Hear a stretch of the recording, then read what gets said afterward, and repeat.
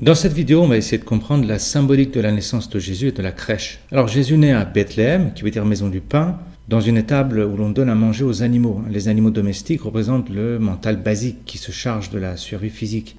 L'âne, par exemple, sert à véhiculer des biens. C'est notre mental dont les mots et les images servent de support à la réalité. Nous verrons plus loin cette figure de l'âne dans un autre passage important de la Bible. Et il est marqué dans l'évangile selon Luc, par exemple.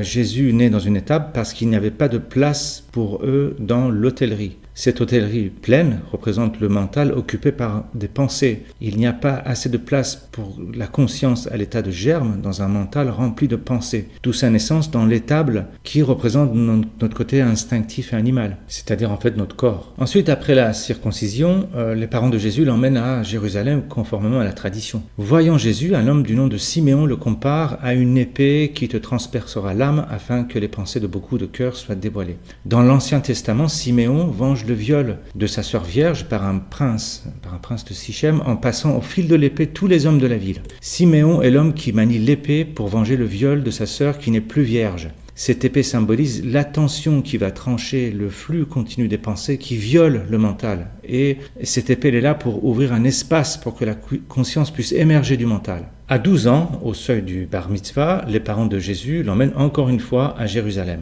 Ils le voient alors dans le temple en train de dominer les docteurs de la loi. Ça veut dire qu'à la puberté, la conscience en nous doit dominer le mental, ce qui est représenté par les docteurs de la loi, et se mettre sous l'autorité de la vie ou de Dieu. Bar mitzvah veut dire un fils qui est sous l'autorité de Dieu, qui suit les commandements de la vie en fait. Ça n'arrive pas encore chez l'écrasante majorité de l'humanité, mais c'est le sens de l'évolution de l'homme et c'est le sens de tous ces messages cachés dans les textes sacrés.